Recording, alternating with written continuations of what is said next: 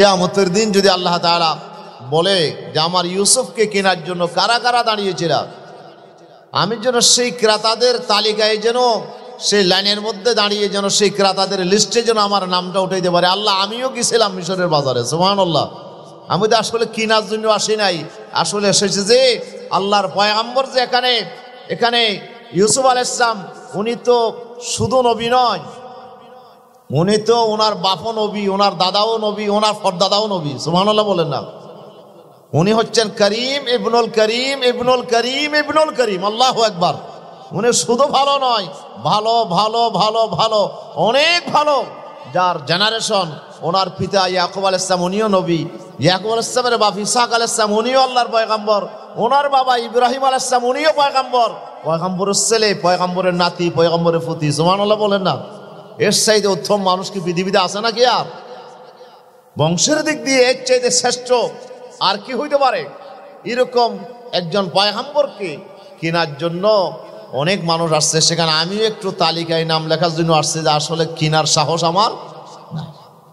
উহিব্বুস সালিহিনা ওয়া লাস্তু মিনহুম, উহিব্বুস সালিহিনা ওয়া লাস্তু মিনহুম, লাআল্লাল্লাহ ইয়ারযুকুনি সালাহা, লাআল্লাল্লাহ ইয়ারযুকুনি সালাহা। আসলে আমি নিজে নেককার হইতে পারি নাই, তবে নেককারদেরকে ভালোবাসি। আল্লাহ চাহে তো এই রুসুলে আমাকেও আল্লাহ তাআলা নেককারদের মধ্যে শামিল করে নেবেন, ঠিক কি না? কথা বলেন না। আল্লাহ যেন আমাদের তৌফিক দান করেন, আল্লাহ যেন কবুল করেন। জোরে বলি আমিন, আরো জোরে বলি আমিন। সাহাবায়ে কেরাম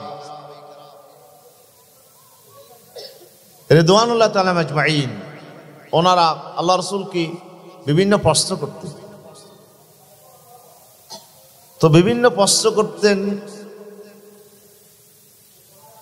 তো এক পর্যায়ে সাহাবায়ে কেরাম প্রশ্ন করলো। সাহাবায়ে কেরামের এক ব্যক্তি আল্লাহ রাসূলকে প্রশ্ন করছে, ইয়া রাসূলুল্লাহ মাতাস-সাআহ, কিয়ামত কখন হবে? আল্লাহ রাসূল বললেন, ওয়াইলাকা মা আদাত্তা লাহা, তুমি কিয়ামতের কথা প্রশ্ন করছো, কিয়ামত কি জিনিস জানো তুমি? সুবহানাল্লাহ। কিয়ামত কখন হবে প্রশ্ন করছো, কিয়ামত কি জানো? এটা কি? কিয়ামত মানে এক মহাবিচার, সুবহানাল্লাহ, এক মহাসংকট। পৃথিবীর মানব জাতির জীবনে এর চেয়ে বড় সংকট আর জমিনে আসবে না, আর মানুষের জীবনে আসবে না এত বড় সংকট। যখন সব আপনগুলো পর হয়ে যাবে, নিজের সন্তানকে মা বাবা ভুলে যাবে, পরিচয় দেবে না যে আমার সন্তান, সন্তান তার মা বাবার পরিচয় দেবে না, আমার বাপ এ আমার মা, একজন আরেকজন থেকে দূরে চলে যাবে। কিভাবে নিজের জীবনকে, নিজের সত্তাকে আল্লাহর আযাব থেকে বাঁচাবে? এই জন্য মানুষ তো পাগল পারা হয়ে যাবে, ঠিক কিনা? এই কঠিন বিপদের সময় মানুষের যে কি ত্রাহি অবস্থা হবে। কিয়ামতের কথা আমাকে প্রশ্ন করছো, সেদিন এমন এক অবস্থা হবে, আল্লাহ তাআলা বলছেন, লা ইয়াসআলু হামিমুন হামিমা ইউবাসসিরুনহুম ইয়াওয়াদ্দুল মুজরিমু লাউ ইয়াফতাদি মিন আযাবি ইয়াওমাইযিন বিবানিহি ওয়া সাহিবাতিহি। আল্লাহ রাব্বুল আলামিন বলেন, বান্দা এমন কঠিন অবস্থা হবে, অনেক ক্লোজ বন্ধু ছিল, অনেক আপন মানুষ ছিল, আপন বন্ধু ছিল, সেদিন কিয়ামতের দিন দেখা হয়ে যাবে, একজন আরেকজনকে চোখের সামনে দেখবে, কিন্তু বন্ধু বন্ধুকে জিজ্ঞেস করবে না, বন্ধু তুমি কেমন আছো? সুবহানাল্লাহ বল। লা ইয়াসআলু হামিমুন হামিমা, কোন অন্তরঙ্গ বন্ধু আরেক অন্তরঙ্গ বন্ধুকে জিজ্ঞেস করবে না তুমি কেমন আছো। ইউবাসসিরুনহুম, অথচ চোখের সামনে তাকে দেখা হবে। ইয়াওয়াদ্দুল মুজরিম, সেদিন যারা অপরাধী হয়ে যাবে তারা তো কামনা করবে সারা দুনিয়ার সব কিছু যদি দিয়ে হলেও, এমনকি নিজের সন্তান, নিজের স্ত্রী, নিজের ভাই, নিজের আত্মীয় স্বজন, পাড়া প্রতিবেশী সবাইকে বিনিময় দিয়ে হলেও যদি আজকে আমি জাহান্নাম থেকে বাঁচতে পারতাম, কতই না ভালো হতো। সুবহানাল্লাহ বলে। সেদিন মানুষগুলো কি কঠিন অবস্থা হবে, সেই কঠিন সময়ে সেই মহাবিচার সম্পাদিত হবে। দুনিয়ার মানুষগুলো মনে করে এটাই দুনিয়ার, আমি তো কোর্ট কিনে ফেললাম, টাকা পয়সা দিয়ে আমি বিচারক কিনে ফেললাম, এখন তো হাইকোর্টের বিচারপতিও কিনা যায়। কথা বলেন না বাজি, শুধু বোর্ডের চেয়ারম্যান না, শুধু মেম্বার না, এখন তো ম্যাজিস্ট্রেট থেকে শুরু করে হাইকোর্ট সুপ্রিম কোর্টের লয়ার কেনা যায়, বিচারপতি কেনা যায়, বিচার যেমন তেমন যা ইচ্ছা আপনি সেভাবে বিচার আপনার পক্ষে আপনি আনতে পারেন যদি টাকা খরচ করতে পারেন, ঠিক কিনা বলেন? আর যদি দলীয় কালেকশন থাকে তাহলে তো টাকা পয়সা লাগবে না, একটা হ্যালো দিলেই তো আপনার সব বিচার চলে আসবে। এখানে তো আইনের শাসন এমনি আমরা মুখে বলি, কিন্তু আসলে কি আইনের শাসন আছে নাকি বাংলাদেশে?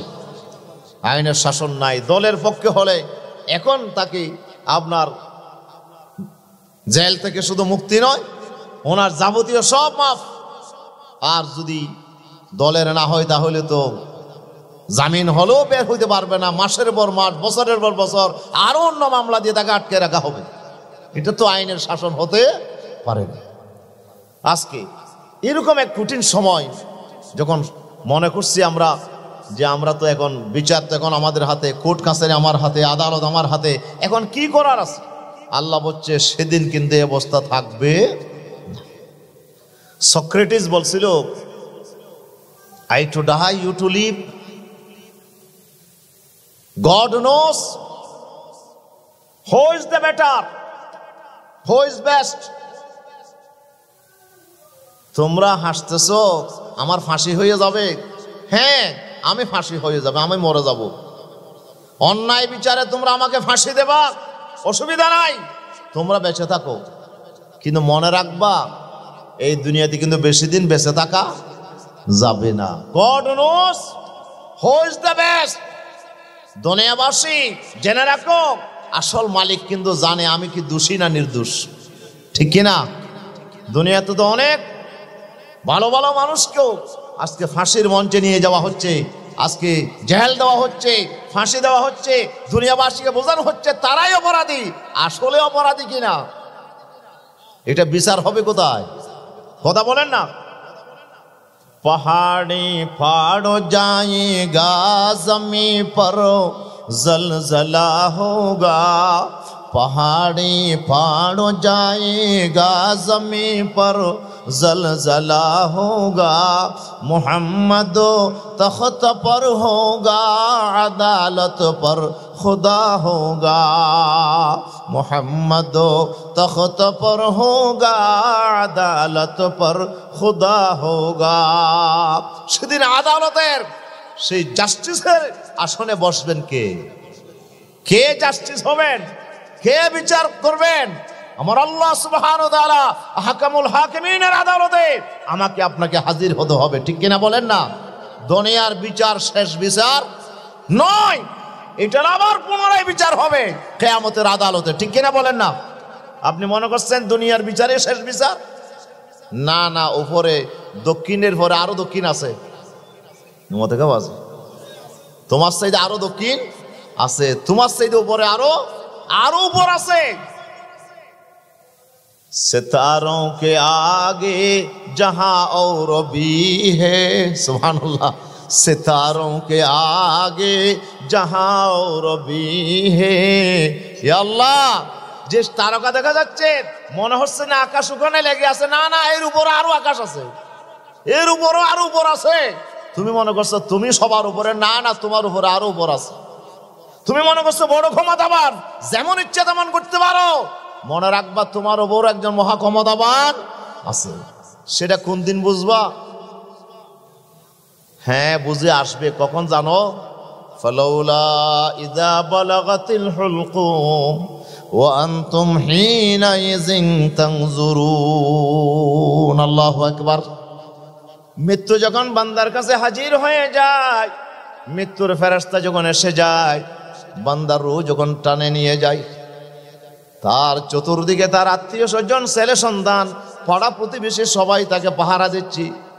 বাবাকে একটু রাখার জন্য, মাকে একটু রাখার জন্য, নেতাজিকে একটু বাঁচিয়ে রাখার জন্য, কিন্তু কেউ রাখতে পারলো না। হাজার হাজার লক্ষ লক্ষ কর্মী বাহিনীর সামনে নেতার রূহ নিয়ে গেল। নেতা হাত পা, আপনার চোখ কান সব অবশ্যই পড়ে রইল, তার দেহটা নিথর, দেহটা পড়ে রইল। রূহটা কোথায় চলে গেল? লক্ষ লক্ষ কর্মী বাহিনী নেতাকে বাঁচাইতে পারলো না। হাজার হাজার কোটি টাকার মালিক সন্তান তার বাবাকে বাঁচাইতে পারলো না। জোরে বলি আল্লাহু আকবার। আল্লাহ বলছেন ফালাউলা ইযা বালাগাতিল হুলকুম, রূহ যখন টেনে শরীর থেকে এখন কণ্ঠনালী পর্যন্ত যখন নিয়ে আসা হবে, ওয়ান্তুম হিনাইযিন তানজুরুন, তখন তোমরা চেয়ে থাকবা, কিন্তু কিচ্ছু করার নাই। সুবহানাল্লাহ বলেন, কিচ্ছু করার আছে নাকি? সেদিন বুঝবা যে দুনিয়ার তুমি যত বড় ক্ষমতাবান হইবা হও, তোমার উপর একজন মহা ক্ষমতাবান আছে, যিনি তোমার রূহ নিয়ে যাচ্ছে।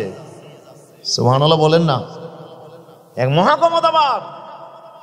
সে আল্লাহর আদালতে আমাকে আপনাকে হাজির হতে রাসূল সাল্লাল্লাহু আলাইহি সাল্লাম সেদিন বললেন, ওয়াইলাকা মা দাত্তালাহা। সাহাবী, কিয়ামতের কথা প্রশ্ন করছো, কিন্তু তুমি কি জানো কিয়ামত কি? আর হই দেওয়া হতে দিবি হদে আই দিন নাই হতে তৈলে কিয়ামতের দিন লইম হদে এতদিন সময় পাইলে তো বহুত কি হয় বাজি।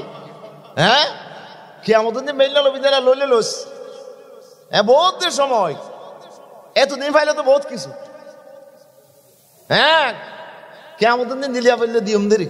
তুমি কি জানো কিয়ামত কি? কিয়ামত কত ভয়াবহ হবে তুমি কি জানো? আল্লাহু আকবার। কিয়ামতকে তুমি সাধারণ ঘটনা মনে করতেছো? আল্লাহ বলে যে না, আম্মা ইয়াতাসাআলুন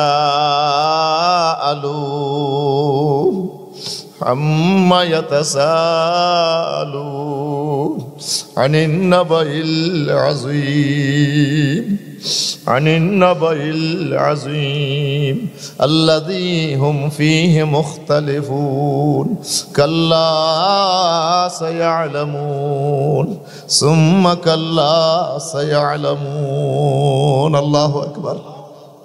ওরা আপনাকে কি সম্পর্কে জিজ্ঞেস করে? আম্মা ইয়াতাসাআলুন, নবীরি ওরা আপনার কাছে কি জিজ্ঞেস করে, কি সম্পর্কে জিজ্ঞেস করে? আনিন নবাইল আযীম, ওই মহা সংবাদ সম্পর্কে, ওই মহা ঘটনার খবর সম্পর্কে জিজ্ঞেস করে আপনাকে, যে ব্যাপারে তারা এখন দ্বিমত পোষণ করছে। কেউ বলছে হবে, কেউ বলছে হবে না।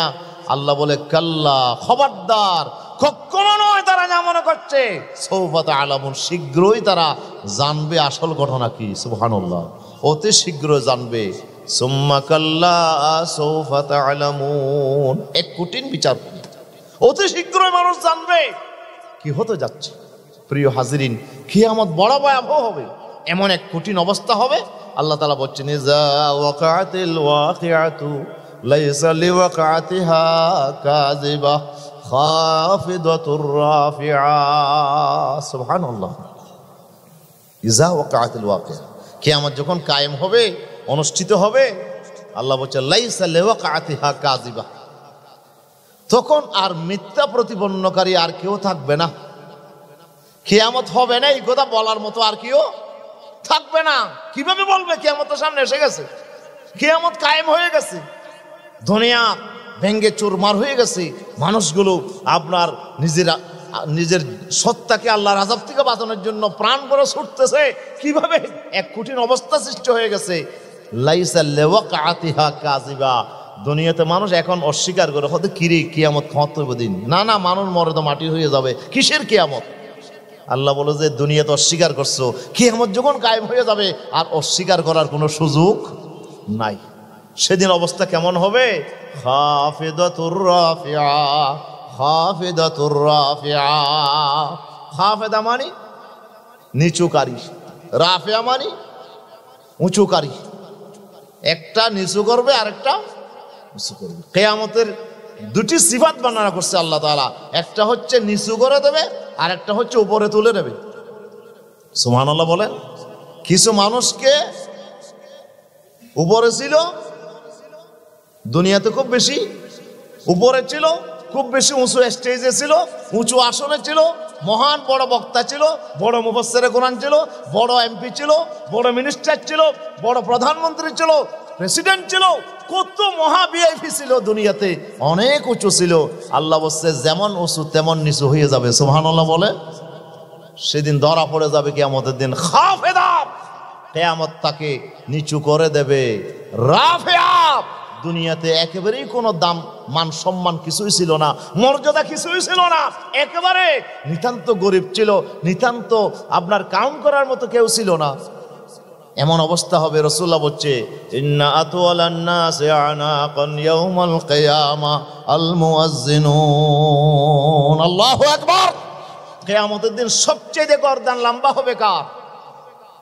কথা বলে মুয়াজ্জিনকে নামাজ থেকে বাজি হড়ে মসজিদে আজান দিতে ইবার ইবার নাম দাম আছে নি? কি দাম এখন আছে? দাম মুয়াজ্জিনের কোনো দাম আছে? মুয়াজ্জিনের কি ডাকে? মিজি মিজি কি হয় ও? এই কি হয় মিজি গো? মুয়াজ্জিনের কোনো দাম নাই। মিজি বেতন কত? ও মাশাআল্লাহ, বহুত টিয়া বেতন, 2000 3000 খুদুন টিয়া বেতন পাল্লা। গরু চড়ি আইলে আইবার দামও কিন্তু 15,000 নিচে আইলে ফানো যায়। নমা থেকে বাজিব গরু চড়াতে লেবার, চল চড়াতে লেবার, তার বেতনে কিন্তু 15,000 নিচে নাই। কিন্তু মির্জি সাহেব এটা কোনো দাম নাই। বিয়ে শাদি দিবারে খনিকে নডাক নমাতে হয় না। অনার নয় আরেকের কথা হইতে রে, অনারিকের কথা হইতে জন্য বাজি। হ্যাঁ অনারিকে হইনি আরেকের কথা হইতে। মুয়াজ্জিনের কোনো দাম নাই, বেতনও হম, সম্মানও হম। আজ যদি তোর বেটর হইলি মুয়াজ্জিনের পিছত দিন হওয়া চলিব মাস ইন আল্লাহ জানে। কি এক কঠিন অবস্থা। মুয়াজ্জিনের কোনো দাম নাই। যেই দেশে ইমামের দাম নাই সেখানে মুয়াজ্জিনের কি দাম বাজি? ইমামেরও তো কোনো দাম নাই।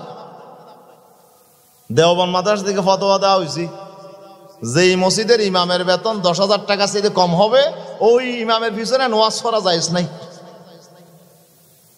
দেওবন্দ মাদ্রাসা ফতোয়া হইদি। ইমাম সাহেবের বেতন 5,000। যারা মসজিদ চালান আপনাদের মাথায় কি আপনাদের মাথায় কি একটুও ব্রেইন আল্লাহ দেই নাই? একটা ইমাম সাহেব কেমনে 5,000 টাকা দিয়ে চলে? একজনে বললো হুজুর আমার 2,500। ইমাম সাহেবের বলে 5,000, মুয়াজ্জিন সাহেবের বলে 2,500। বাতনও দেয়। আফসুস, মানে মসজিদের ইমামতিটা এত করুণ অবস্থা। যার নাই গতি ইবা গরদে ইমামতি কি হয় বাজি? যার নাই গতি ইবা গরদে, মানে ইমামতিটা খুব বেশি। এখন আপনার সবচেয়ে লো অবস্থা। অন্য মানুষের দাম আছে কিন্তু ইমাম সাহেবের মুয়াজ্জিন সাহেবের কোনো দাম। আল্লাহর রাসূল বলেন দুনিয়াতে কোনো দাম দাও নাই।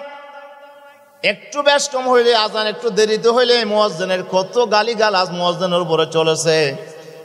একটু মসজিদে একটু আপনার বালি দেখা দিয়েছে, একটু ময়লা দেখেছে, মুয়াজ্জিনের উপরে কি ভূমিকম্প চলতেছে।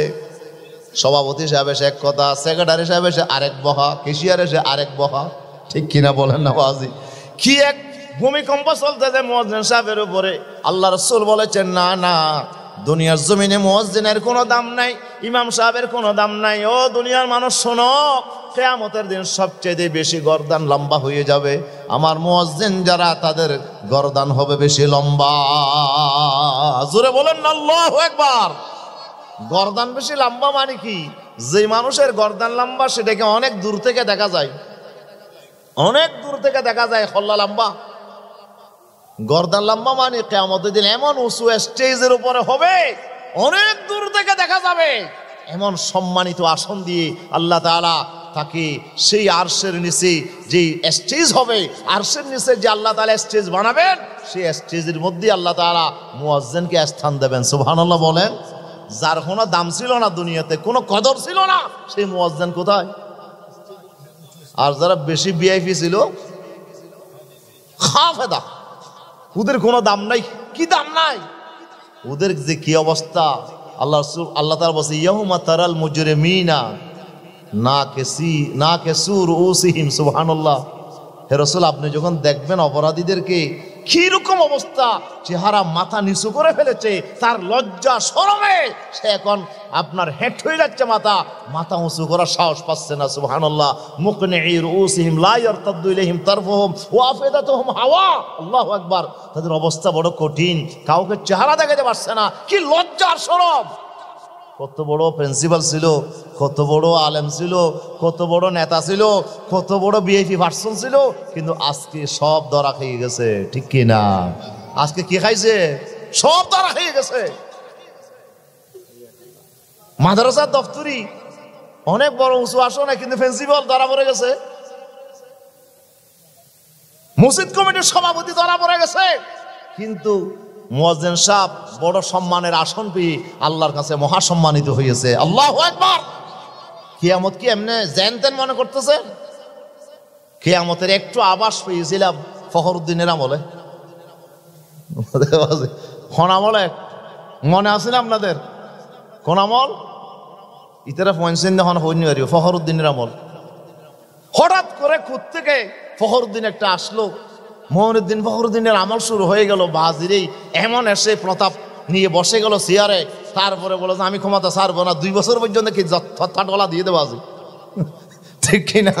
এমন ডলা দিছে যে 2 বছরে যত মন্ত্রী ছিল সব মন্ত্রীদেরকে ঢুকাইছে, প্রধানমন্ত্রী পর্যন্ত বাদ দেয় নাই।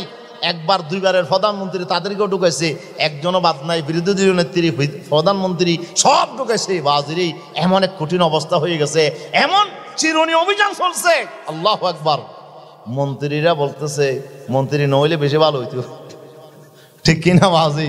বড় বড় মন্ত্রী হল লুকাইবার কোনো জায়গা পাচ্ছে না।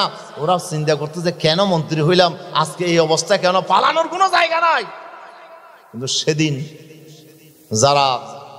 যাদেরকে আজকে দুর্নীতির দায়ে যাদেরকে আজকে মানবতা বিরোধী বলে আজকে যাদেরকে ফাঁসিতে দেওয়া হলো, ওদেরকে একটি মামলাতেও ওনারা ফাঁসাইতে পারে নাই। সুবহানাল্লাহ বলেন না? ওদেরকে সেদিন ধরার কোনো সুযোগ পায় নাই। চিরুনি অভিযান চলছে, যেহেতু তাদের 5 বছরের তাদের শাসন আমলের এমন এই 5 বছরের ভিতরে একটা দুর্নীতি, একটা অপরাধ করার কোনো নজির তারা খুঁজে পায় নাই। ঠিক কিনা বলেন না? সেদিন কিন্তু ফখরুদ্দিনের আমলে বোঝা গিয়েছিল আসলে অবস্থা কেমন হবে। এবার কিয়ামত হইলে কেন হবে? ফখরুদ্দিনের আমল যদি অবস্থা হয়, কিয়ামতের দিন কেমন হবে অবস্থা? কঠিন অবস্থা। হস্টনহনাতিন কোত্থেকে কি কথা চলে আসলো আমি তো বুঝতেছি না। আসলে শুরু করলাম একটা ওয়াইলাকা মা আদাত্তালাহা, এটা বলছিলাম, ওয়াইলাকা মা আদাত্তালাহা। সাহাবী কিয়ামত কখন হবে প্রশ্ন করছো, কিন্তু আসলে কি জানো কিয়ামত কি জিনিস? কি প্রস্তুতি আছে তোমার? কিয়ামতের দিন যে মহাবিচার সম্পাদিত হবে, সেদিন বড় বড় ভিআইপিরা ধরা পড়ে যাবে। কি কঠিন উত্থান পতন হয়ে যাবে, জের জবর হয়ে যাবে, জের জবর হবে, জবর জের হয়ে যাবে, উঁচুটা নিচে চলে আসবে, নিচুটা উপরে চলে যাবে, এক ভয়াবহ অবস্থা সৃষ্টি হয়ে যাবে। সেদিনের মোকাবেলা করার জন্য কি প্রস্তুতি আছে তোমার? সাহাবী বলল, ইয়া রাসূলুল্লাহ, আমার কোনো প্রস্তুতি নাই। সুবহানাল্লাহ বলেন, আমার কোনো প্রস্তুতি নাই। মা আদাতু লাহা ইয়া রাসূলুল্লাহ, হুজুর আমি কোনো প্রিপারেশন নিতে পারি নাই কিয়ামতের দিন আল্লাহর আদালতে ফেস করার জন্য। আমার কোনো প্রিপারেশন নাই, কোনো প্রস্তুতি নাই ইয়া রাসূলুল্লাহ। গায়রা আন্নী উহিব্বুল্লাহ ওয়া রাসূলহু। আল্লাহু আকবার। আমার শুধু একটা বিষয় আছে ইয়া রাসূলুল্লাহ, কিছু নাই, শুধু আল্লাহ এবং তার রাসূলকে আমি মুহাব্বত করে ভালোবাসি, এটা ছাড়া আমার আর কিছু নাই, আর কোনো প্রিপারেশন নাই। জোরে বলি আল্লাহু আকবার। প্রিপারেশন কি? শুধু আল্লাহ এবং রাসূলকে ভালোবাসে। দুনিয়া একদারে, আল্লাহ এবং রাসূল একদারে। সুবহানাল্লাহ। আল্লাহ রাসূলের উপর মাছি উড়ে যাবে। সাহসকার খবাইব রাদিয়াল্লাহু তাআলা আনহু, খবাইব ইবনে আদি রাদিয়াল্লাহু তাআলা আনহু, ওনাকে প্রশ্ন করা হলো, খবাইব তোমাকে এক্ষুনি ফাঁসি থেকে মুক্তি দেওয়া হবে, তোমার ফাঁসি হবে না, শুলি হবে না, তোমাকে আমরা মুক্তি দিয়ে দেব, তবে শর্ত একটা, তোমাকে একটা কথা বলতে হবে, আজকে তোমার জায়গায় যদি মুহাম্মদকে আমরা এনে যদি ফাঁসি দেই, তুমি খুশি? এটুকু বললেই তোমাকে ছাড়ে দেওয়া হবে। সুবহানাল্লাহ বলেন। সাহাবীরা কিভাবে রাসূলকে মুহাব্বত করতো, ভালোবাসতো। খবাইব ইবনে আদি রাদিয়াল্লাহু আনহু, ওনাকে ফাঁসি দেওয়া হয়, ওনাকে শুলিতে দেওয়া হবে। 40 দিন পর্যন্ত ওনাকে বন্দি করে রাখা হয়েছে একটা রুমের ভিতরে, খানাপিনা বন্ধ, কোনো খানাপিনা নাই। ওনারা মনে করছিল খবাইব মনে হয় এই 40 দিনের ভিতরে না খেয়ে মরে গেছে। সুবহানাল্লাহ। 40 দিন পরে যখন রুমের ভিতরে ঢুকলো, তারা খবাইবকে দেখলো এখনো জীবিত আছে। কিরে 40 দিন পর্যন্ত খানা নাই, পানি নাই, সব কিছু বন্ধ করে দিলাম। খোবাইব কেমনে জীবিত আছে?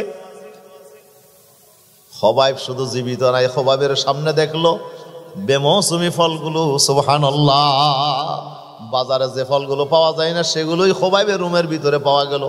কিরে খোবাইব, তোমাকে আমরা বন্দি করে রাখলাম, দরজা জানালা বন্ধ করে দিলাম, তালা মেরে দিলাম, কেউ তো ভিতরে ঢুকে নাই, এখানে এই ফলগুলো খেয়ে দিল তোমাকে, সুবহানাল্লাহ। তিনি বলল যে ক্বালা হুয়া মিন ইনদিল্লাহ, কে দিয়েছে? আমার আল্লাহ তাআলা দিয়েছে। এই কাফেরের গোষ্ঠী মনে করছো যে আমি খোবাইবকে এগুলো কে দিয়েছে? তোমরা তো জানো লেবারকে যদি মাঠে পাঠানো হয় মালিকের পক্ষ থেকে, লেবার শুধু কাজ করবে, খানা পিনার কোনো চিন্তা আসেনি না মতনকা? খানা পিনার কোনো চিন্তা কি লেবারের আছে? লেবার বলে মালিকের আন্ডারে কাজ নিয়েছি, সকাল হোক দুপুর হোক খানার চিন্তা কি? খানা তো ঠিক টাইমে চলে আসবে, সুবহানাল্লাহ। খোবাইব বলে আমি যেই মালিকের আন্ডারে কাজ করি দুনিয়ার জমিনে, সে মালিক তো আমার ঘুমাই নাই, মালিক তো মরে যায় নাই, মালিক তো এখনো আছে। আমি তো মালিকের কাজ করতেছি, সুতরাং মালিকের দায়িত্ব হলো আমার জন্য খাবার না থাকলে খাবারের ব্যবস্থা করা কার দায়িত্ব? এই খাবারগুলো দুনিয়ার যিনি মালিক, আরশে আজিমের যিনি মালিক, তিনিই তো আল্লাহ তাআলা আমার জান্নাত থেকে আমার জন্য খাবার পাঠিয়েছে। আল্লাহু আকবার, আরো জোরে বলি আল্লাহু আকবার। খোবাইবের জন্য খানা পাঠাইলো কে? কোথার থেকে? জান্নাত থেকে, আল্লাহর আরশ থেকে আল্লাহ তাআলা খোবাইবের জন্য খাবার পাঠিয়ে দিল। খোবাইব 40 দিন পর্যন্ত বেঁধে রাখা হলো, 40 দিন পর্যন্ত বেঁধে রাখা হলো খোবাইবকে। সেখানে খোবাইব রাদিয়াল্লাহু তাআলা আনহু কি ওরা বলল যে না, মারা তো যাবে না, আমরা তো মনে করছিলাম মরে গেছে, কিন্তু এখন তো মরে নাই, তাহলে এখন শুলি দিতে হবে। শুলিতে দেওয়ার জন্য নিয়ে গেল। এবার তাকে আবার আরেকটা পরীক্ষা করছে, খোবাইব তোমাকে এক্ষুনি ছেড়ে দেবো যদি একটা কথা বলো, একটা কথা বলো যে আমার জায়গায় মুহাম্মদকে এনে ফাঁসি দিলে আমি খুশি, এটুকু বললে তোমাকে ছেড়ে দেওয়া হবে। খোবাইব আহত সিংহের মতো গর্জে উঠে বলল, এই কাফের গোষ্ঠী, কি মনে করছো তোমরা আমাকে? আমার জায়গায় রাসূলকে তোমরা এনে ফাঁসি দেবা আর আমি এটাকে সহ্য করব? শুনে রাখো, আমি বেঁচে থাকতে আমার রাসূল, আমার হাবিব, আমার মাহবুব পয়গম্বর, ওনার পায়ে একটা কাঁটাও পড়বে, আমি খোবাইব এটা সহ্য করব না। আল্লাহু আকবার। প্রয়োজন আমার জীবন যাবে, আমার রাসূলের পায়ে আমি কাঁটা ফুটতে দেব না। কি ভালোবাসা সাহাবীদের, রাসূলকে খুশি করার জন্য, রাসূলের জীবন বাঁচানোর জন্য। আরে কি অবস্থা! উহুদের ময়দানে 12 জন সাহাবা আনসারী, রাসূলুল্লাহ চতুর্দিকে ঘেরাও হয়ে আছে। রাসূল বলছে মাইয়ামনাউ মিন্নি ফালাহুল জান্নাহ, আজকে যে আমার থেকে হামলা প্রতিহত করবে, আমি রাসূল বলছি তার জন্য জান্নাত, তার জন্য জান্নাত। সুবহানাল্লাহ বলেন। 12 জন সাহাবা একসাথে একজন একজন করে শুধু আপনার তীর খেতে খেতে ওনারা আল্লাহ রাসূলকে শুধু চতুর্দিকে পাহারা দিচ্ছে। কাফের মুশরিকের তীরের আঘাতে আঘাতে জর্জরিত হয়ে 12 জন সাহাবা প্রাণ দিয়ে দিল। আল্লাহু আকবার। আবু দুজানা আল্লাহ রাসূলকে এসে এমন ভাবে জড়িয়ে ধরলেন, রাসূল সাল্লাল্লাহু আলাইহি ওয়াসাল্লাম, আহারে আবু দুজানা, তুমি এমন ভাবে আমাকে ধরছো, তো তুমি এইভাবে করছো কেন? ইয়া রাসূলুল্লাহ, ইয়া রাসূলুল্লাহ সাল্লাল্লাহু আলাইহি ওয়াসাল্লাম, আপনার দিকে পিঠ দিয়ে দাঁড়াইতে আমার খুব লজ্জা হচ্ছে, যে আমার যত আঘাত আসুক, যে আমার পিঠের মধ্যে পড়ুক, আমার বুকটা আপনার বুকের সাথে লাগাই দিলাম। সুবহানাল্লাহ বলেন না। রাসূলকে ওনারা জীবনের চাইতেও বেশি ভালোবাসতো, ঠিক কিনা? এমন ভালোবাসা দুনিয়ার জমিনে কোনো নজিরে নাই। সাহাবায়ে কেরাম কিভাবে আল্লাহ রাসূলকে ভালোবেসেছে, নজিরে নাই পৃথিবীতে। কিরকম ভালোবাসা সাহাবায়ে কেরাম রাসূলের প্রতি, আল্লাহ রাসূলের প্রতি রাখতেন। সুবহানাল্লাহ বিহামদিহি সুবহানাল্লাহ আযীম। একটা মহিলা দৌড়ে দৌড়ে যাচ্ছিল উহুদের দিকে, উহুদ থেকে মানুষ আসতেছিল। মেয়েটার অবস্থা দেখে লোকেরা বলল, মা তুমি কোথায় যাচ্ছ? বলে আমি উহুদের দিকে যাচ্ছি। উহুদের যুদ্ধের কি অবস্থা? তো বলে তুমি কি জানো কিছু? বলে আমাকে তো খবর জানি না, কি হয়েছে ঘটনা? বলে তোমার স্বামী শাহাদাত বরণ করছে। সুবহানাল্লাহ। আমার স্বামী মারা গেছে, অসুবিধা কি? আমার স্বামী শহীদ, আমি শহীদের স্ত্রী হব, তবে আমি জানতে চাই আমার রাসূল ভালো আছে কিনা। রাসূল কেমন আছে এটা বলো, আমার স্বামীর খবর দরকার নেই আমার। বলে আল্লাহ রাসূল এখনো আছে, কিন্তু মনটা প্রবোধ দিতে পারছে না। কিছু তো যাওয়ার পর আরেকজনের সাথে দেখা হলো, জিজ্ঞেস করে মা তুমি কোথায় যাচ্ছ? বলে উহুদের দিকে যাচ্ছি। যুদ্ধের কি অবস্থা? বলে তুমি কি খবরে জানা? বলে কি খবর? বলে তোমার ভাই মারা গেছে। আমার ভাই মারা গেছে, কোনো অসুবিধা নাই, আমি শহীদের বোন হতে পারবো, কোনো সমস্যা নাই, কিন্তু আমার রসুল কেমন আছে আমাকে বলো। সাহাবী কোনো জবাব দিত। সাহাবী বলল, ইয়া ও মা জান, আল্লাহ রসুল বেঁচে আছে, তোমার টেনশন করতে হবে না। না না, রসুলকে না দেখি আমার কলিজা ঠান্ডা হবে না। এরপর কিছু দূরে যাওয়ার পর একজনের সাথে দেখা হলো। মা কোথায় যাচ্ছে বলো? হুদের ময়দানের দিকে। রসুলের কি অবস্থা আমাকে বলো। বলো তুমি কি খবর জানো? বলে কি? বলে তোমার ছেলে মারা গেছে, আমার ছেলে শহীদ হয়ে গেছে, আমি শহীদের মা হব, কিয়ামতের দিন পরিচয় দেব, কোনো সমস্যা নাই, কিন্তু আমার রসুল বেঁচে আছে কিনা সেটাই বলো। মেয়েটা দৌড়ে গলে গেল উহুদের ময়দানের দিকে। আল্লাহ রসুলকে খুঁজতে ছিল, খুঁজতে খুঁজতে আল্লাহ রসুলের সামনে যখন হাজির হয়ে গেল, রসুল সাল্লাল্লাহু আলাইহি ওয়াসাল্লামকে দেখার পরে তিনি বলছে, কুল্লু মুসিবাতিন বাদাকা জালালুন ইয়া রাসূলুল্লাহ, কুল্লু মুসিবাতিন বাদাকা জালালুন ইয়া রাসূলুল্লাহ, ইয়া রাসূলুল্লাহ, ইয়া হাবিবাল্লাহ, কোনো চিন্তা নাই, কোনো টেনশন নাই। আমার স্বামী মারা গেছে, ভাই মারা গেছে, আমার সন্তান মারা গেছে, কোনো সমস্যা নাই, কিন্তু আপনি যখন বেঁচে আছেন আমার আর কোনো সমস্যা নাই, আমার মনে আর কোনো টেনশন নাই, সব মুসিবত আমার জন্য আসান হয়ে গেছে, আপনি যেহেতু বেঁচে আছেন। জোরে বলি আল্লাহু আকবার। কি ভালোবাসা একটা সাধারণ মহিলা আল্লাহ রাসূলের সাথে রাখতো, এরকম ভালোবাসা সাহাবায়ে কেরামের জীবনে, যে ওনারা জীবনের চাইতে বেশি আমার রসুলকে ভালোবাসতো। সুবহানাল্লাহ বলেন।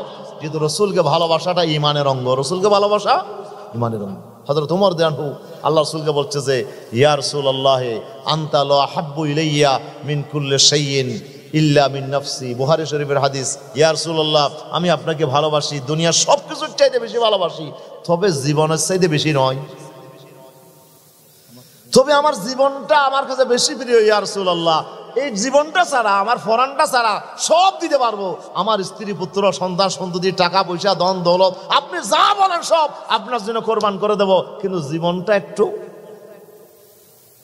আমার কাছে বেশি প্রিয়। হুজুর বলেন, লা ইয়া ওমর, ওমর এখনো ইমানদার হইতে পারো নাই। সুবহানাল্লাহ বলেন। ওমর তুমি এখনো কি হইতে পারো নাই? এখনো ইমানদার হইতে পারো নাই। ওমর চিন্তা করে, কলমা পড়লাম, নামাজ পড়লাম, রোজা রাখলাম, জিহাদ করলাম, এখনো যদি ইমানদার হইতে না পারি তো আমার এই জীবনের কি দাম আছে? আল্লাহর কাছে যদি ঈমান নিয়ে যাইতে না পারি, ঈমানের এই জীবনের কি দাম? এই জীবনের কোনো দাম নাই। ওমর চিন্তা করলো, তাহলে তো সব বেকার হয়ে গেল, তাহলে এখন কি করা যায়?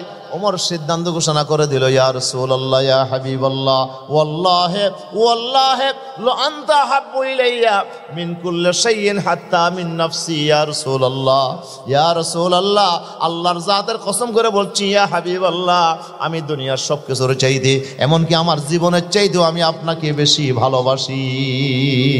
আল্লাহু আকবার। এই কথা বলার সাথে সাথে আল্লাহ রাসূল বললেন, আল-আনা ইয়া উমর, আল-আনা ইয়া উমর, ওমর এখনই তুমি ইমানদার হইয়েছো, এখনই তুমি ইমানদার হইয়েছো, এখন হইয়েছো ইমানদার। এতদিন নামাজ দোয়া করে ইমানদার হও নাই, এই এখন হইয়েছো ইমানদার। আল্লাহু আকবার। রাসূলের প্রতি ভালোবাসা না থাকলে ইমানদার হওয়া যাবে না, ঠিক কিনা বলেন না?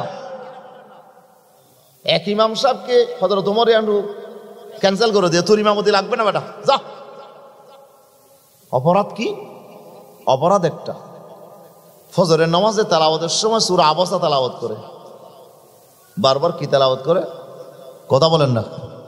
কোরআন শরীফে একটা সূরা আছে, সূরা আবসা, আবসা ওয়া তাওয়াল্লা আন জাহুল আমা। একজন অন্ধ ব্যক্তি রাসূলের কাছে আসছিল। এই সময় আসলো আল্লাহ রাসূল বড় বড় কাফের লিডার নেতাদের সাথে রাসূলুল্লাহ দ্বীনের কথা বলতেছিলেন। কথা বোঝা যায়? রসুলের সামনে বড় বড় কাফের লিডার আছে, আবু জেহেল, আবু লাহাব, উতবা, সাইবা, বড় বড় নেতারা বসে আছে, রাসূলুল্লাহ তাদেরকে দ্বীনের কথা বলছেন। ঠিক এই সময় অন্ধ সাহাবীটা আসলো। ওর তো দেখতেছে না রাসূল কার সাথে কথা বলছেন। অন্ধ সাহাবীরা এসে বলল, ইয়া রাসূলুল্লাহ, আল্লিমনি মিম্মা আল্লামাকাল্লাহু সুবহানাহু ওয়া তাআলা। ইয়া রাসূলুল্লাহ, হুজুর আল্লাহ আপনাকে যে ইলম দিয়েছেন সেখান থেকে আমাকে কিছু শিখান। হুজুর বলছে, তুমি আমার সাহাবী, অনেক সময় আছে তোমাকে শেখানোর, কিন্তু আমি বড় বড় নেতাদের সাথে কথা বলছি, এই অবস্থায় একটু একজন নেতাও যদি কলমা পড়ে মুসলমান হয়, ইসলামের শক্তি বাড়বে, ঠিক কিনা? এই জন্য রাসূল চিন্তা করলেন যে বড় বড় নেতাদের সাথে কথা বলার সময় তুমি একটা এসে ডিস্টার্ব করছো, তুমি একটা এসে ডিস্টার্ব করলে মনে হয়। রাসূল একটু চেহারা মলিন করলেন প্রশ্নের কারণে। ওনাকে তো জবাব দিলেন না, রাসূলুল্লাহ তার জবাবটা এড়িয়ে গেলেন, আর রাসূলুল্লাহ চেহারাটা একটু মলিন করলেন। আল্লাহ তাআলা সহ্য করেন নাই, সুবহানাল্লাহ। আল্লাহ সাথে সাথে জিবরাইলকে পাঠায় আয়াত শোনাইয়া দিলেন, আবাসা ওয়া তাওয়াল্লা। আমার নবীর চেহারা একটু মলিন করেছে, চেহারা ফিরাই ফেলছে, আনজাহুল আমা, একটা অন্ধ লোক তার কাছে আসার কারণে। সুবহানাল্লাহ বলেন। ইয়া রাসূলুল্লাহ, কাফের মুশরিক বেঈমান বড় বড় লিডার, ওরা যখন ঈমান আনে নাই, তাদের এক পয়সা দাম আমার কাছে নাই। কথা বলেন না? আল্লাহর কাছে দাম কার? যে ঈমান আনেস। সে গরিব হোক, সে কুলি হোক, মজুর হোক, রিক্সা চালক হোক, ঠেলা গাড়ি চালক, কিন্তু তার দাম আল্লাহর কাছে সবচেয়ে বেশি, ঠিক কিনা? যে আল্লাহকে মানে না, রসুল মানে না, কোরআন মানে না, দিন মানে না, ইসলাম মানে না, ইসলামের বিরোধিতা করে, এই জাতের নেতা আছে না নাই? কথা বলেন, আছে না নাই? তোরা যত বড় টাকাওয়ালা কোটিপতি হোক না কেন, আল্লাহর কাছে একটা জাররা পরিমাণ তোর দাম নাই। দাম আছে কার? রিক্সাওয়ালার দাম আছে কার? কুলির দাম আছে, মজুরের। আদা হোক না, অসুবিধা কি? রাসূল, আমার কাছে আব্দুল্লাহ ইবনে উম্মে মাকতুম অন্ধ সাহাবার অনেক দাম, এই লোকটা আপনার কাছে আসছে দিন শিখার জন্য। আর কাফের মুশরিক বেঈমান, ওরা তো দিন শিখতে চাই না, আপনি শিখাইলেও তারা বিভিন্ন ওজর আপত্তি করে, দিনকে এড়িয়ে চলে, এদের কোনো দাম আমার কাছে নাই। আপনার এটা রাসূল, আপনার উচিত হয় নাই কাজটা। সুবহানাল্লাহ বলেন। আপনার কাজটা কি হয় নাই? আল্লাহ তাআলা একটু আল্লাহ তাআলা নারাজগি, আল্লাহ তাআলা অপছন্দ আল্লাহ তাআলা পেশ করলেন রসুলের কাছে। ও রসুল, যে সাল্লাল্লাহু আলাইহি সাল্লাম, যে আপনি এই কাজ করাটা আমার কাছে পছন্দ হয় নাই, অসুবিধা নাই, ওনারা আপনি দিনের জন্যই করেছেন, কিন্তু আমার জন্য, আমার কাছে কাফের মুশরিক বেঈমান, ওর ঈমান আনলেও কি আর না আনলেও কি, কোন ব্যক্তির উপর আমার দিন বসে থাকবে না, কোন নেতার উপর আমার দিন বসে থাকবে না। আবু জেহেল, আবু লাহাব, উতবা, সাইবা, ওরা যদি আমার দিনের বিরোধিতা করে করুক, কিন্তু আমি আল্লাহ তাআলা ওদের এই বিরোধিতার কারণে দিন বসে থাকবে না, আমার দিন বিজয়ী হবেই হবে, ঠিক কিনা? তোর মতো নেতা ইসলামের বিরোধিতা করলে কি এসে যাবে? ইসলামের বিজয় তুই ঠেকাইতে পারবে না। সুবহানাল্লাহ বলেন। আল্লাহ তাআলা বলছে, রাসূল রে, আপনার এরকম আচরণ করা ঠিক হয় নাই। এই আয়াত নাযিল হওয়ার পরে আল্লাহ রাসূলের সাথে সাথে কথা বন্ধ করলেন। আব্দুল্লাহ ইবনে উম্মে মাকতুমকে ডাকলেন।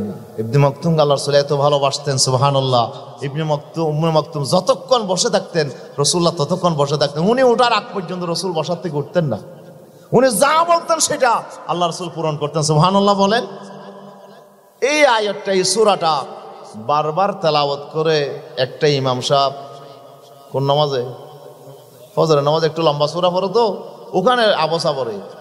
ওমরের কাছে রিপোর্ট গেছে, ওমর বলছে, এই বেটা মুনাফিক। এই বেটা কি? মুনাফিক। তোর মতো ইমাম আমার দরকার নাই, যে কোরআন শরীফে আর কোনো সূরা পাও নাই, আর কোনো আয়াত পাও নাই, শুধু আল্লাহ রাসূলকে আল্লাহ একটু ভালোবাসার, একটু আপনার মান অভিমান করছে, যে এই সূরাটা তুমি বারবার পড়ো, তাহলে বোঝা গেল যে রাসূলের প্রতি তোমার ভালোবাসার কমতি আছে। যে রাসূলকে ভালোবাসবে না, সে ঈমানদার হইতে পারে না, তার ঈমানদার হওয়ার কোনো সুযোগ নাই। রাসূলকে ভালোবাসতে হবে। সাহাবী বলল যে, হুজুর, আমার কোনো প্রিপারেশন নাই কিয়ামতের মাঠে ফেস করার জন্য, শুধু একটা জিনিস আছে, সেটা কি? গায়রা আন্নী উহিব্বুল্লাহ ওয়া রাসূলহু, আমি আল্লাহ এবং রাসূলকে বেশি ভালোবাসি, এটাই আমার পুঁজি। সুবহানাল্লাহ। হুজুর বলেন, আনতা মা'মান নাহাবাবতাক, আনতা মা'মান নাহাবাবতাক। সাহাবীরে, শুনে রাখো, তুমি যদি সত্যিই আমি রাসূলকে ভালোবেসে থাকো, তাহলে কিয়ামতের দিন তুমি আমি রাসূলের সাথে থাকবে। তোমার জান্নাত, তোমার হাসর সব আমি রাসূলের সাথে হবে।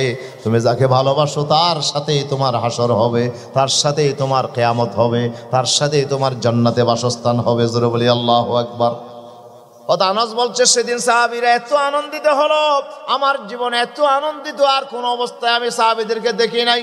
সাহাবীরা এত বেশি আনন্দিত হয়ে গেল, যেহেতু তারা তাদের জীবনের চাইতে রাসূলকে ভালোবাসে। আর রাসূল বললেন, সত্যি যদি আমাকে ভালোবেসে থাকো, তাহলে আমি রাসূলের সাথেই তোমার জান্নাতে তুমি থাকতে পারবে, তুমি কিয়ামতে আমি রাসূলের সাথে থাকবে।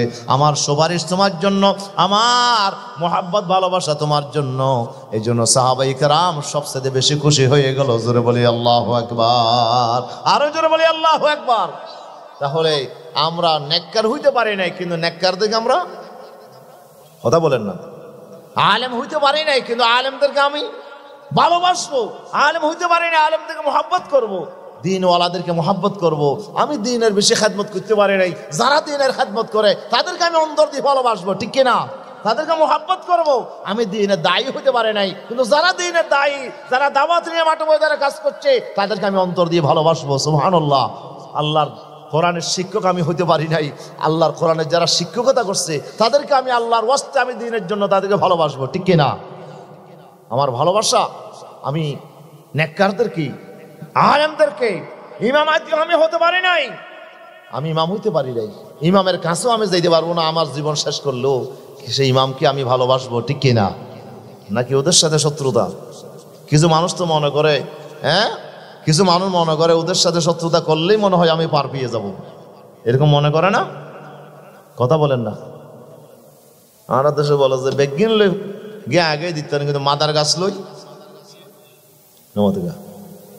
মাদার গাছ লই আগে দিলে কেন শেষ শেষ হয়ে যাবে। তুমি মনে করছো নাকি তুমি এনে উঠাড়া আসের ফানমার লাগে, আসলে নো আসের উঠাড়া এনে দেইতে কি লাগে, আসের ফানমার লাগে, আসলে নো আসের। তো তুমি মনে করছো এরকম? না না। কোথায় একজন আলেম, কোথায় দ্বীনের দায়ী, কোথায় একজন ইমামের মর্যাদা? আল্লাহ তাআলা আমাদেরকে সেই দ্বীনের দায়ী, রাই যারা, নকিব যারা, দ্বীনের যারা ভালোবাসে, দ্বীনের খাদেম, আল্লাহ যেন আমাদেরকে তাদের ভালোবাসার জন্য তৌফিক দান করে। জোরে বলি আমিন, আরো জোরে বলি আমিন। আসলে আমরা আজকে এসেছি কোরআনের সেই, আজকে বড় বড় এখানে বড় বড় আলেমদের যেখানে পদচারণা, যেখানে বড় বড় আলেমরা এখানে জন্ম নিয়েছে, এখানে ভালো, এখানে দ্বীনের খেদমত করেছে, ওনাদের ভালোবাসায় আমরা এখানে এসেছি, ঠিক কিনা বলেন? আল্লাহ যেন আমাদেরকে ওনাদের মহাব্বত করার, ভালোবাসার জন্য আল্লাহ আমাদের তৌফিক দান করে। জোরে বলি আমিন, আরো জোরে বলি আমিন। প্রিয় হাজরিন, তো আমি আপনাদের কাছে কোরআন মজিদের একটি সূরাত তাওবা থেকে একটি আয়াতে কারিমা আমি আপনাদের সামনে তেলাওয়াত করেছি। তো আজকে দ্বীনের যে কঠিন অবস্থা, ভালোবাসা অনেক আগেই চলে গেছে আমাদের, এখন আমাদের কঠিন অবস্থা চলতেছে দ্বীনের। রাসূল সাল্লাল্লাহু আলাইহি ওয়াসাল্লাম বলেছেন, এটি বাইহাকি শরীফের হাদিস, হযরত আলী কারামাল্লাহু যে হাদিস বর্ণনা করেছেন, 1667 নম্বর হাদিস।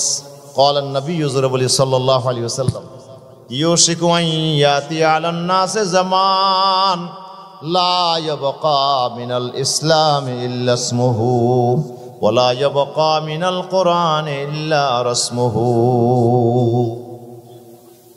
আল্লাহ রাসূল বলেছেন, ইউশিকু আন ইয়াতি আলান নাস জামান, মানুষের উপর এমন এক জামান আসবে যে জামানায় মানুষগুলো লা ইয়াবকা মিনাল ইসলাম ইল্লা ইসমুহু, ইসলাম থাকবে,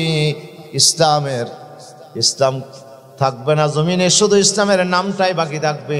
ইসলামের কোনো আপনার বিধিবিধান এই জমিনে থাকবে না, একটা একটা করে সব উঠে যাবে। ইসলামের কোনো আইন কানুন সমাজে থাকবে না, ইসলামের কোনো বিধিবিধান সমাজে থাকবে না, ইসলাম নামক একটা নামটাই শুধু জমিনে থাকবে।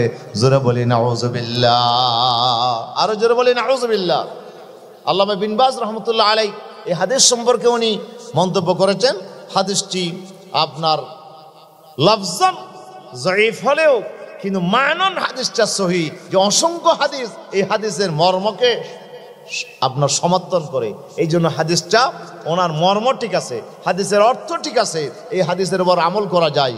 যে রাসূল সাল্লাল্লাহু আলাইহি ওয়াসাল্লাম যে হাদিস, যে হযরত আলী আনহু বর্ণনা করছেন, এমন এক জমানা আসবে ইসলাম উঠে যাবে, ইসলাম বাকি থাকবে না, ইসলামের শুধু নামটা থাকবে। ইসলামের কি থাকবে? নামটা থাকবে। এখন ইসলামের কি আছে?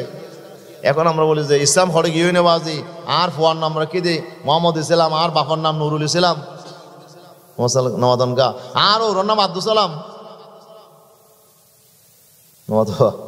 ফুয়ার নাম মোহাম্মদ ইসলাম, বাপার নাম নুরুল ইসলাম, ওর নাম কি আব্দুল সালাম। ইসলাম সালাম যা আছে সব আমার ঘরে আছে, কি বড় ইসলাম হরে যাব দে হুজুর তারা বলতে চিল্লা চিল্লা চালাত দে, ইসলাম বলে হঠাৎ আর কই দে। রাসূল বলছে ইসলাম থাকবে না, লা ইয়াবকা মিনাল ইসলাম, ইসলাম বাকি থাকবে না, ইল্লা ইসমুহু, শুধু বাকি থাকবে ইসলামের নামটা থাকবে, ঠিক কি না? মুহাম্মদ ইসলাম পাওয়া যাবে হাজার হাজার, নুরুল ইসলাম পাওয়া যাবে, সলিমউদ্দিন কলিমউদ্দিন পাওয়া যাবে, কিন্তু আসলে ইসলাম থাকবে। কোথায় আছে ইসলাম? বলেন তো, ইসলাম কোথায় আছে? কোথায় আছে আজকে ইসলাম? আমার দেশে যখন নামা হয়, আগে ছিল এক সময় ঢাকা ছিল মসজিদের শহর। ঢাকাকে কি বলা হতো? মসজিদের শহর। মসজিদ যেখানে দেখা হয় সেখানে আমরা কোনো জায়গায় গেলে এটা কি মুসলমানের এলাকা না মুসলমানের এলাকা বুঝবো কি করে? বলেন তো। মসজিদ দেখলে আমরা বুঝবো যে এলাকাটার মধ্যে মুসলমানরা বাস করে, ঠিক কিনা? মসজিদের কোনো মিনার যদি আমরা দেখি মসজিদ আছে, তাহলে বোঝা যাবে যে এই এলাকায় মুসলমান বাস করে। সুবহানাল্লাহ। আর যদি কোনো সেখানে মন্দির দেখা যায়, ও হিন্দুরা আছে। যদি এখানে আপনার কি বলে যে খিয়াং খিয়াং দেখা যায়, খিয়াং নসিনান মোল্লা, হ্যাঁ, ও মক, তাহলে বোঝা যাবে যে এখানে আপনার বুদ্ধিস্টেরা বাস করে। তাহলে মসজিদ দেখলে আমরা বুঝবো যে এখানে মুসলমান বাস করে। একটা দেশে নামলেই বোঝা যাবে এখানে কারা থাকে। এখন আমাদের ঢাকা শহরে যদি কেউ নামে, কোনো বিদেশে যদি আসে, আসলে কি এটা মুসলমানের দেশ এটা বোঝা যাবে? রাস্তার ধারে ধারে মোড়ে মোড়ে শুধু মূর্তি আর মূর্তি। কথা বলে না, ঠিক কিনা? এক সময় ছিল ঢাকা মসজিদের শহর, আর আজকে হয়েছে এটা মূর্তির শহর। আজকে ভাস্কর্যের নামে, স্মৃতির নামে, আপনার স্মৃতিসৌধের নামে, আপনার বিভিন্ন স্মৃতির নামে আজকে লক্ষ লক্ষ কোটি কোটি টাকা খরচ করে মুসলমানের ট্যাক্সের টাকা দিয়ে আজকে মূর্তিগুলো বানানো হচ্ছে, ঠিক কিনা বলেন না? আপনি অফিসে যান, যে কোনো অফিসে যান, সেখানে এখন অফিসের সামনে বিরাট মূর্তি আছে না নাই? কথা বলেন, আছে না নাই? আপনি আমাদের উপজেলাতে যান, যে কোনো একটা উপজেলায় যান, ঢুকেন, আপনি সূর্যের ঢুকলেই কি দেখবেন? মূর্তি। আচ্ছা, মূর্তি বানানো কি মুসলমানের কাজ? দুইজনে বলছেন না, বাকিরা বলছে হুজুর কেন, অসুবিধা কি? মূর্তি বানাইতে সমস্যা আছে না হুজুর? আরে কি মজা করিন না?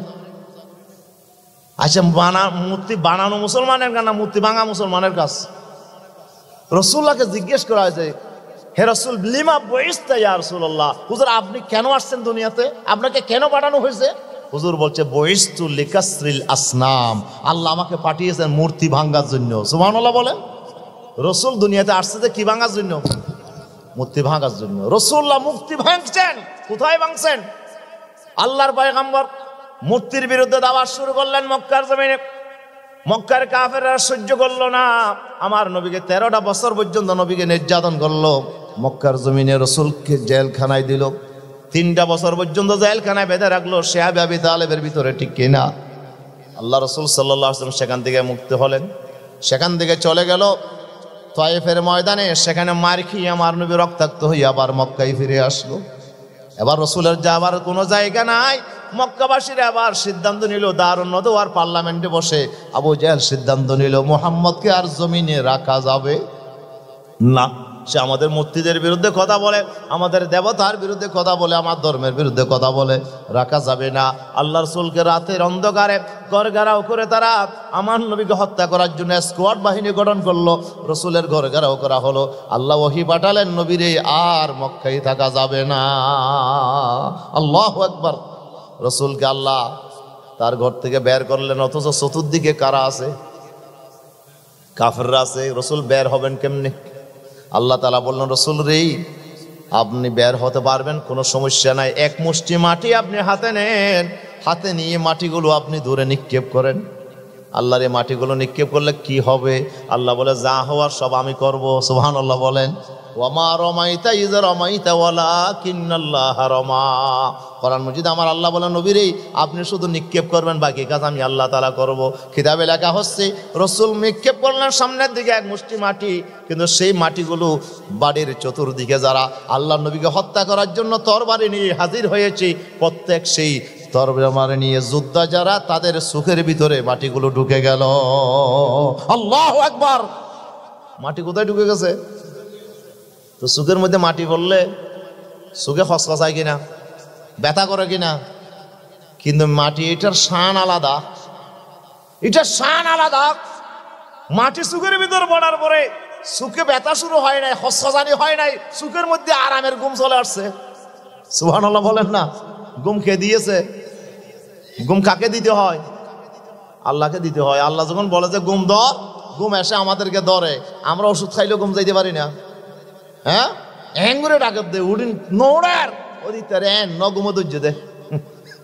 কি ধৈর্য হ ওটা তোর এঙ্গুলে ডাকলাম তো তোর নে বললে হদ আয় শূন্য হয় আরে এঙ্কে ঘুমো ধৈর্য ঘুম যা দে না নাকি ঘুমে ধরো দে শোনা মাতি তারা ঘুম যা দিলে ঘুমে ধরো দে 7তলা 10তলা বিল্ডিং এর মালিক অনেক ওষুধ খায় তারপরও সারা রাত ঘুম আসে না একটা রিক্সাওয়ালা ঠেলা গাড়ি ঠেলে মাটি কাটে হাইরি বাতান দিয়ে আনতে ঘুমে পড়ছে বউ বাতান দিয়ে গিয়ে এই এটা কি ঘুমাত পড়ে গিয়ে কিরে তোমার বান্না খাইবে না ওদের না যা মাত বাইনর আইরি বাতর গা বাত্তা গিয়ে ফজর পর্যন্ত কি আর আমার ঘুম গিয়ে দেছো সুবহানাল্লাহ ফজরের সময় উঠতে কিরে বাত কেন হদের রাতে বাতানতে বলছেন যে বাতানছি আপনি তো ঘুমাই গেছেন ওদের আত্মহারা এঙ্কেন ঘুমাতে হইনের সারা রাত তো খবর নাই সুবহানাল্লাহ কন না রিক্সা চালক ঠেলা গাড়ি ঠেলে সারা রাত ঘুমাইছে আরাম নাকি বিয়ারাম আর 10তলা বিল্ডিং এর মালিক বিয়ারাম ওষুধ খাওয়ার বড় ঘুম আসে না আল্লাহ বলে যে ঘুম কেমনে আসবে ওয়াজআলনা নাওমাকুম সুবাতা ওয়াজআলনা নাওমাকুম সুবাতা এই ঘুমকে আমি আল্লাহ তাআলা আরামের মাধ্যম বানিয়েছি ঘুম হইল আরাম ঘুম কি যেখানে হারাম আছে সেখানে আরাম নাই যেখানে হারাম আছে সেখানে কি নাই আরাম নাই কোটিপতি 7তলা বিল্ডিং এর মালিক জায়গাটা নিয়েছে এতিমের জায়গা কেড়ে নিয়েছে এখানে ঘর বিল্ডিং করার সময় কতজনের সম্পদ ঢুকাইছে হারাম সম্পদ দিয়ে যে বাড়ি কিনেছে যেই বাড়ি গড়েছে সেই বাড়িতে আরাম নাই হারামের ভিতরে কি নাই কিন্তু রিক্সাওয়ালা ঠেলা গাড়ি ঠেলনেওয়ালা যা পয়সা ইনকাম করেছে মাথার গাম পায়ে ফেলে রোজগার করেছে সব হালাল সব কি মরিচুরা খাইলেও শান্তি শাক দিয়ে খাইলেও শান্তি কি মজার ঘুম তাকে ধরেছে সারা রাত ঘুম গিয়েছে কোনো খবর নাই সুবহানাল্লাহ হারামের ঘুম গিয়েছে আরাম তো সেখানে হালালের ভিতরে হারামের ভিতরে আরাম নাই ঠিক কিনা বলেন না তুমি লাখ টাকা কোটি টাকা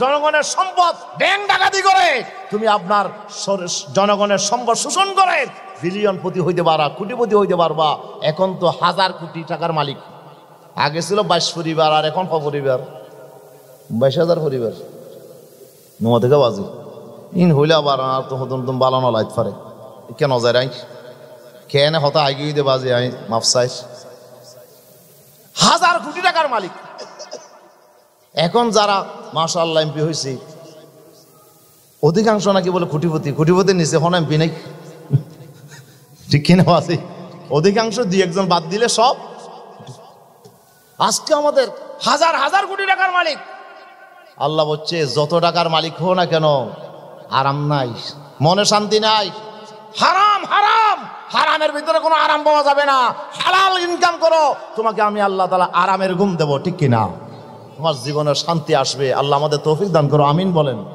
আরো জোরে বলেন আমিন তো কি বলতেছিলাম যে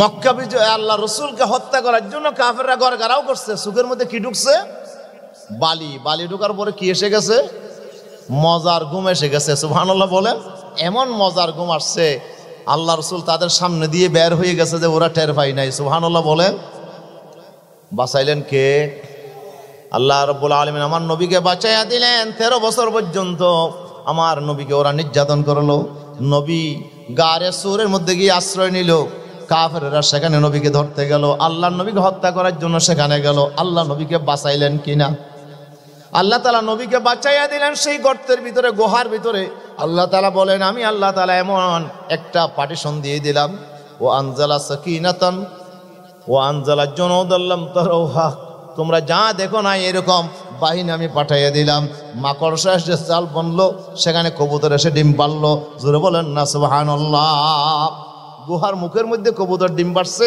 মাকড়সা জাল বুনেছে এখন কাফেররা খুঁজতে খুঁজতে গুহার মুখ পর্যন্ত গেল এখন ওরা চিন্তা করে এখানে তো কোনো মানুষ ঢুকতে পারবে না ঢুকলে তো মাকড়সা জাল কেমনে বাঁধলো ডিম কেনে পারলো এটা তো মনে হয় আগের আল্লাহ বলে যে না সব রাইতে রাইতে হয়ে গেছে সুবহানাল্লাহ বলেন না মাকড়সাকে হুকুম দিয়েছে জাল বেঁধে ফেলেছে সাথে সাথে ডিম পারছে এই রাতেই তো রাসূল সেখানে ঢুকেছে কিন্তু কাফেররা চিন্তা করলো না না এখানে তো কেউ ঢুকতে পারবে না রাতের বেলায় ঢুকলে তো এখানে মাকড়সা জাল কেমনে বাঁধলো সুবহানাল্লাহ আল্লাহ বাঁচাই দিলেন বাঁচানোর মালিক কে রাসূল চলে গেলেন নিরাপদে মদিনায় সেখানে যাওয়ার পরও কি শান্তি আছে বদরের যুদ্ধ হলো, উহুদের যুদ্ধ হলো, খন্দকের যুদ্ধ হলো, এরপরে রাসূল সাল্লাল্লাহু আলাইহি ওয়াসাল্লামের সাথে অনেক যুদ্ধ হলো। সেই যুদ্ধে কাফেররা পারলো না আমার রাসূলকে পরাজিত করতে।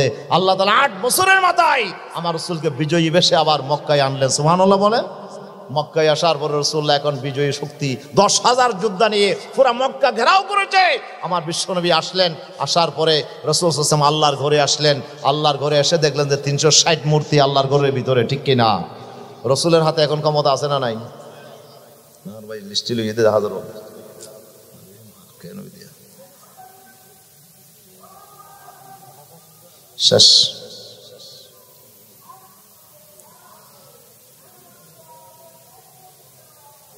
রাসূল সাল্লাল্লাহু আলাইহি ওয়াসাল্লাম 360 মূর্তি রাখলেন না বাংলেন?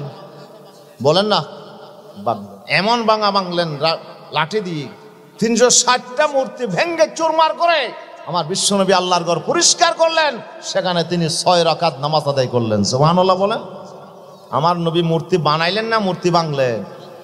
আর আমরা এখন কি বানাই? মূর্তি বানাই।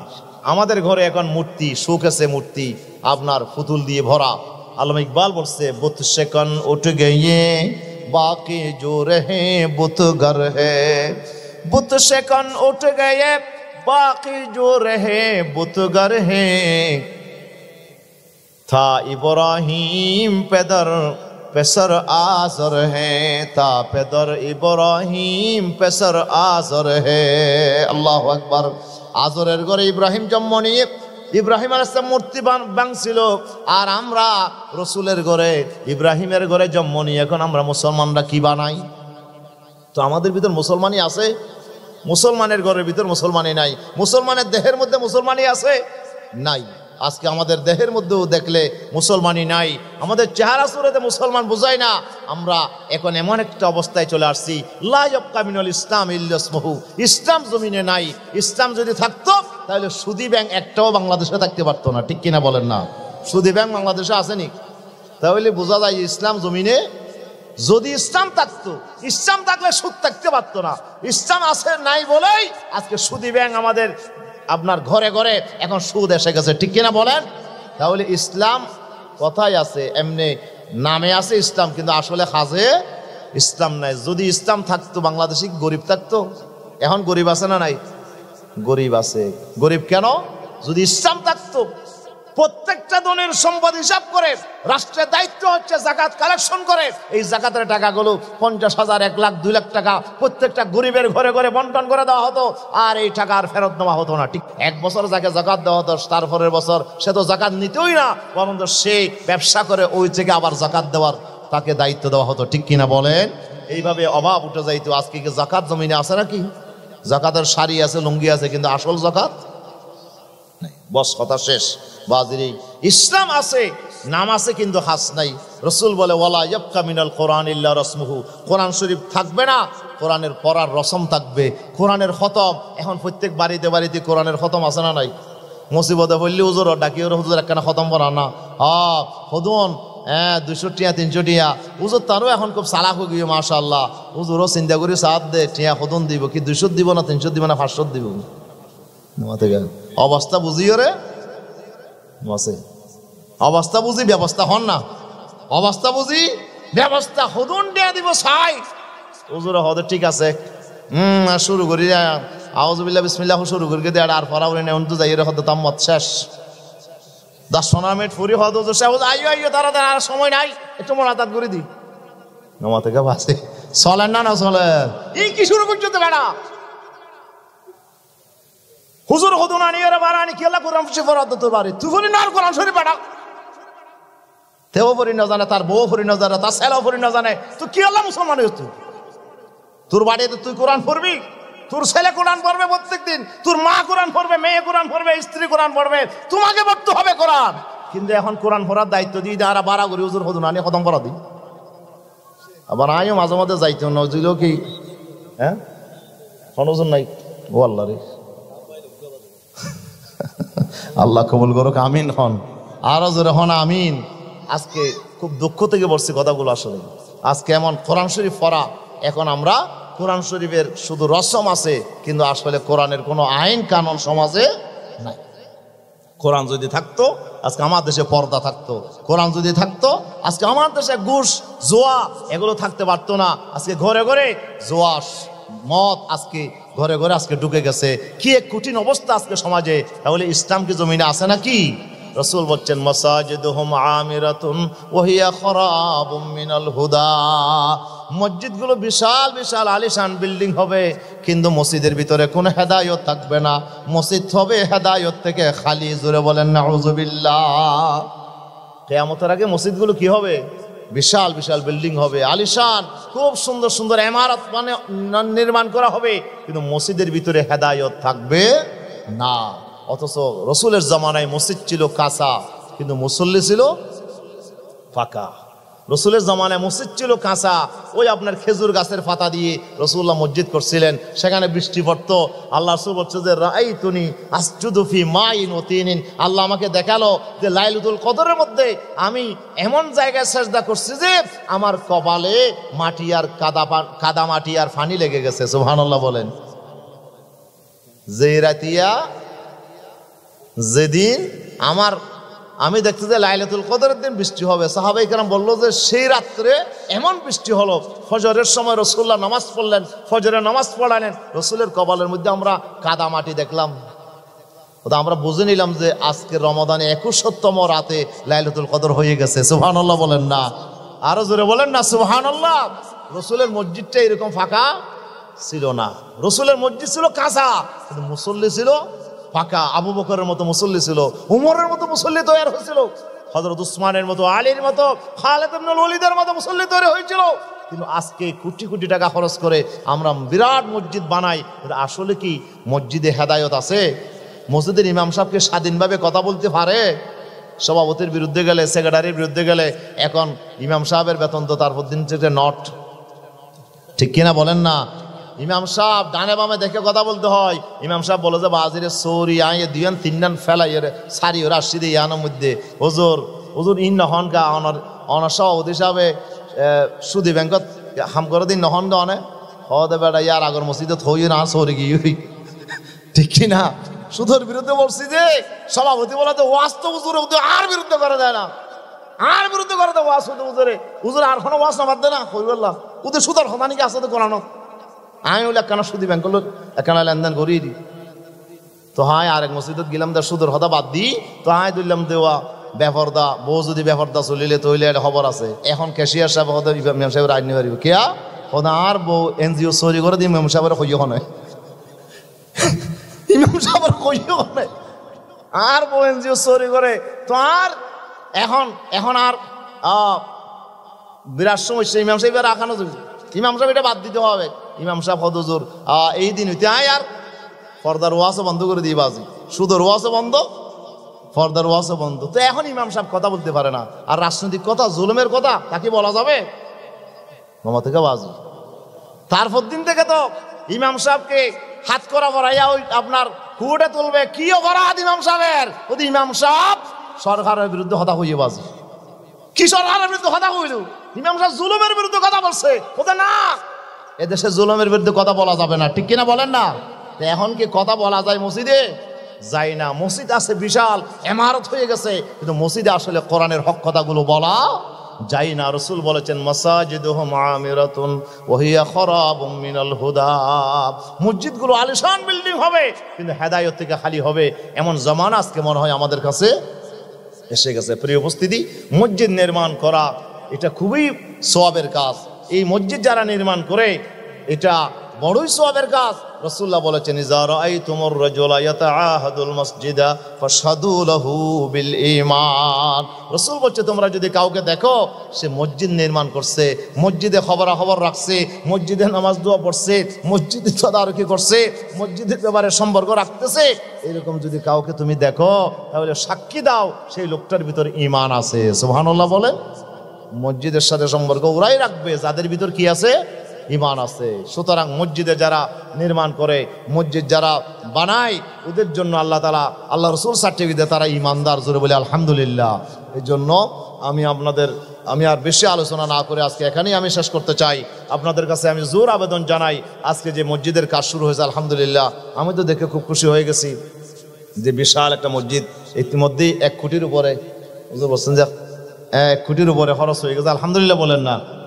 এটা আসলে আল্লাহ রসুল সাল্লাল্লাহু আলাইহি ওয়াসাল্লাম যখন মদিনা শরীফে গেছিলেন, নিজের বাড়িতে, ওনার কোনো বাড়ি নাই, ঘর নাই, উনি 6 মাস পর্যন্ত আবু আইয়ুব আনসারীর বাড়িতে উনি ছিলেন।